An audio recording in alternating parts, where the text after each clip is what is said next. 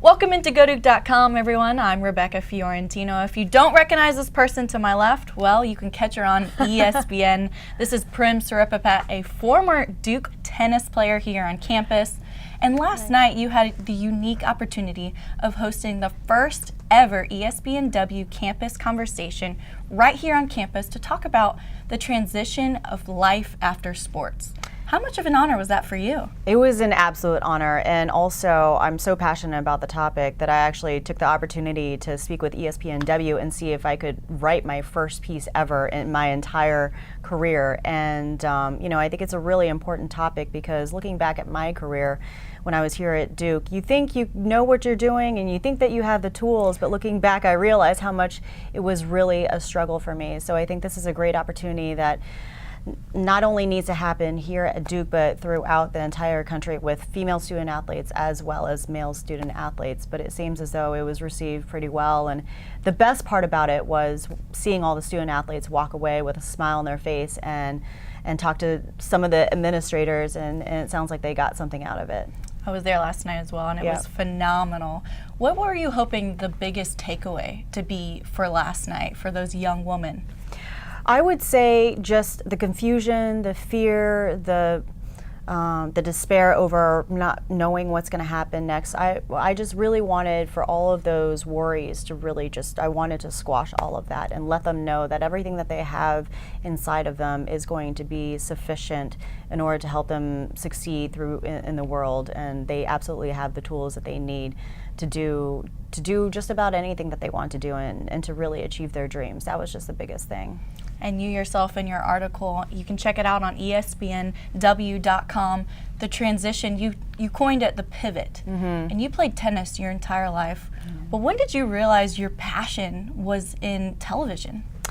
It wasn't until my junior year, and it was out of sort of a reaction to desperation because I just had 3 surgeries on my shoulder and both knees. And at that point, it was an absolute shock to my system because I realized, listen, tennis is definitely not going to last forever.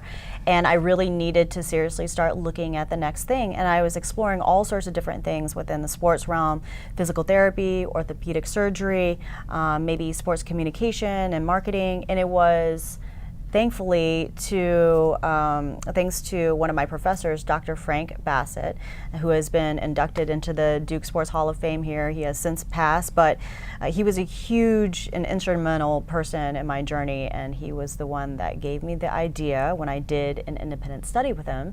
He said, you should really think about getting into television. And my reaction was, really? Who does that? And majority of students here oftentimes go into law or in the financial sector. They're pre-med, so it was a really wonderful, authentic moment because that's all you really need is for somebody to give you that permission and freedom to really explore just about anything that you wanted to do. So that spring break, I flew myself up to ESPN. I think that was back in 2002. So now that I've wonderfully dated myself, that was all the way back in 2002. I didn't say it yet. I know, that was my fault. That was 2002 when ESPN was maybe like 400 to 500 people, 3-4 buildings, and I shadowed another Duke alum here, Craig Lazarus, who has helped many Duke student athletes, and I shadowed Linda Cohn, who has been there for gosh knows how long. And after 48 hours there in Bristol, Connecticut, I knew exactly what I wanted to do. And so I set my eyes and my sight on that, becoming a sports anchor. And the light bulb just went off. It did, yeah. I feel like that's the reaction you're supposed to have. And not everybody will have that, and that's okay to not have that reaction, but at least that was my experience. And so last night you asked the hard-hitting questions to the panel. It's my turn to ask them. What is your biggest advice to these girls then? Definitely just figure out what you love and don't be afraid to go after it. Now, it sounds very simple. It sounds like a very simplistic thing to do, but it is actually really difficult. Like, first of all, finding a passion after sports is probably going to be one of the most challenging things for a lot of student athletes, because for a lot of them, and for myself included, sports, my sport, tennis, was my number one dream, my number one love, and my number one goal in life. And that all ended once my athletic career and my time here at Duke ended. So, you know, some athletes out there never really find another passion in their life, and they never really recover after sports. So, you know, it's going to take some time. It's going to take some time to really figure that out. You're going to have to work hard and explore, but there is happiness after sports afterwards. So once you're able to find that, then be fearless and just go after it, regardless of what anybody else says, because I think at the end of the day, this is your life and this is your dream and your life alone, so you have to be happy with the decisions that you make.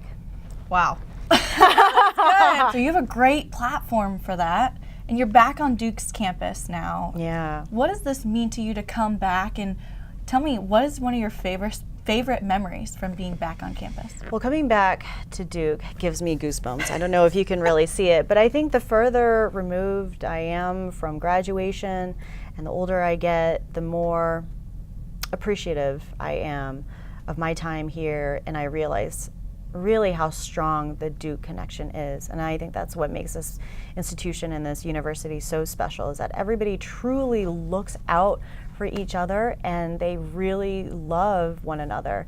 And that's such a special connection, because it doesn't matter where you are in the US or throughout the world, you'll always feel as though somebody has your back, and that's a pretty cool thing to experience. Well, there's two favorite memories. I have to give a shout out to Jackie Seiler, and I didn't share this story earlier in the week when we had our ESPNW panel, but she was my athletic academic advisor when I first arrived, and I was innocent little Prim at 18 years old. Maybe I wasn't innocent, but you get what I'm trying to say. So she looked over my coursework as a freshman, and she noticed that I had calculus on there, and she said, "Why do you have calculus?" And my reaction was, I don't know, doesn't everybody just take math every year? I've taken math every single year from kindergarten to high school. Yeah. And she's like, "Well, do you need math?" My reaction, no, not really. No. She's like, "Don't take it." I'm like, by golly, that's the smartest thing you've ever told me. That's the smartest thing anyone's ever told me this entire year. So I took calculus off my class list, and that probably saved me a couple points on my GPA because all of my friends got D's and flunked. So whatever's going on in that freshman calculus class is really tough. Yeah, calculus, yeah.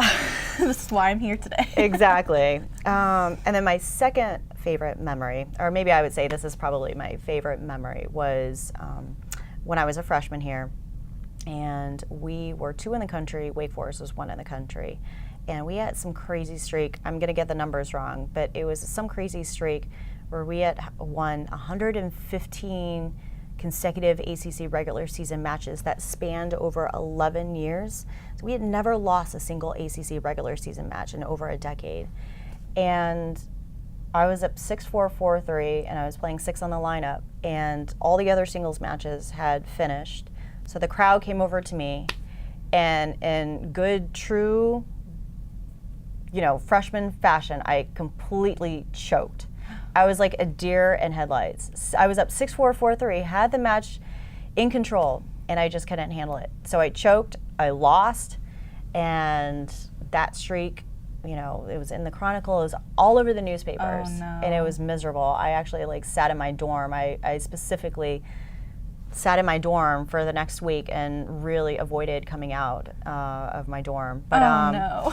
But we did get the opportunity to face them in the ACC tournament not too much after that. And right after that match, our defeat, my teammates and I, we made it a point to do some extra work and extra training. We got up at 6:30 in the morning to do some physical, some strength and conditioning stuff. And so yeah, we faced them in the finals of the ACC tournament.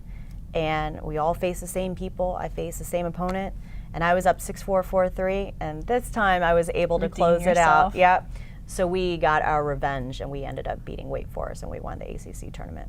So neat. That's pretty neat. A little bit. It's a little bit of failure and a little bit of choking, and then also a little bit of redemption. Yourself. Yeah. Well, neat. Well, thanks for being with us today. This is Prim Siripipat. You can catch her on ESPN, and I'm Rebecca Fiorentino. Thanks for watching. This is the Blue Devil Network.